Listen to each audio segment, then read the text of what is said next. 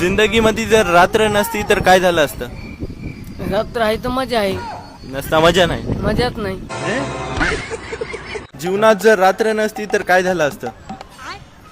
जीवनात रात्र नसल्यास काय झालं असतं? हा, माणसाला आराम भेटला नसता. आराम नसता भेटला. कोणता आराम? अबे चाले निवांत संध्याकाळी झोपायचं. हा झोपायचं. हो, थांबा. जीवनात जर रात्र नसती तर काय झालं असतं?